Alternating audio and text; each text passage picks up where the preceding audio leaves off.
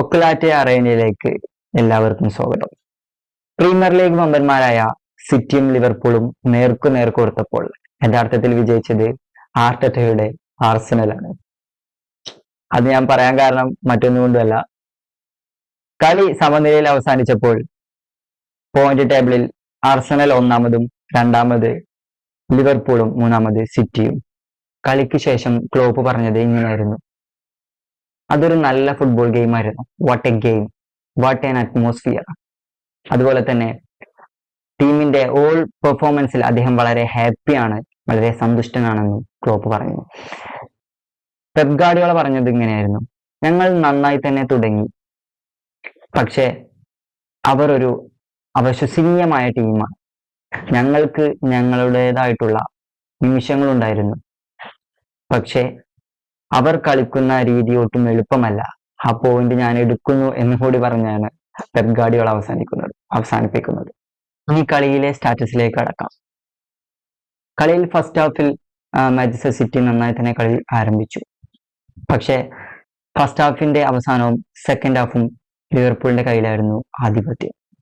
അതുപോലെ തന്നെ കളിയിലെ മാൻ ഓഫ് ദി മാച്ച് ലിവർപൂളിന്റെ അർജന്റീനിയൻ മിഡ്ഫീൽഡറായ അലക്സിസ് മാക്ലിസ്റ്റർ ആണ്. അദ്ദേഹമാണ് ലിവർപൂളിന് സമനില ഗോൾ പെനാൽറ്റിയിലൂടെ കണ്ടെത്തിയത്.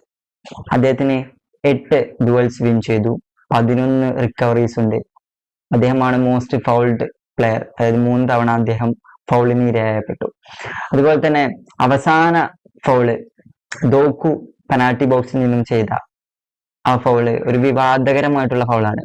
പെനാൽറ്റി ആകും എന്ന് നമ്മളെല്ലാവരും വിചാരിച്ച ഒരു തരം ഫൗളായിരുന്നു. അതുപോലെ തന്നെ വിർജിൽ വാൻ ഡൈക്കും എൻഡോയും കളിയിൽ ഉടനീളം നല്ല പെർഫോമൻസ് ആയിരുന്നു കാഴ്ചവെച്ചത്. വിർജിൽ വാൻ ഡൈക്കയുടെ കാര്യം എടുത്താൽ അദ്ദേഹം 5 റിക്കവറീസും 4 ഇന്റർസെപ്ഷനും 3 ടാക്കിൾ വിൻ ചെയ്തു. അതുപോലെ തന്നെ ജപ്പാനീസ് പ്ലെയർ ആയ എൻഡോയുടെ കാര്യം എടുത്താൽ 95% പാസ് അക്യുറസി അദ്ദേഹത്തിനുണ്ടായിരുന്നു. ഇനി ലൂയിസ് ഡയസിന്റെ കാര്യം, അദ്ദേഹം കളിയിലുടനീളം അദ്ദേഹത്തിന് കുറെ അവസരങ്ങൾ ലഭിച്ചു, നമ്മൾ കണ്ടു. പക്ഷേ ആദ്യ വാരങ്ങളിലൊക്കെ അദ്ദേഹത്തിന് ഫസ്റ്റ് ടച്ച് കുറെ പാളിപ്പോയി.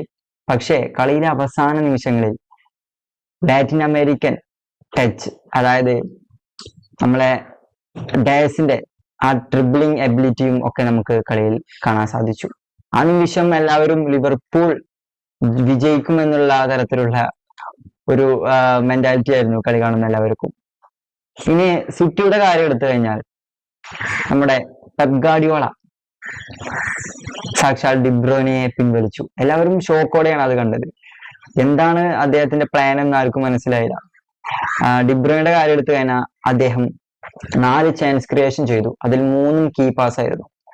അതുപോലെ തന്നെ റോഡ്രിയുടെ കാര്യം എടുക്കുമ്പോൾ അദ്ദേഹമാണ് കളിയിലെ മോസ്റ്റ് പാസസ്, അതായത് 90 പാസ് അദ്ദേഹം ചെയ്തു, 8 റിക്കവറി ഉണ്ട്, 4 ഡുവൽസ് അദ്ദേഹം വിൻ ചെയ്തു.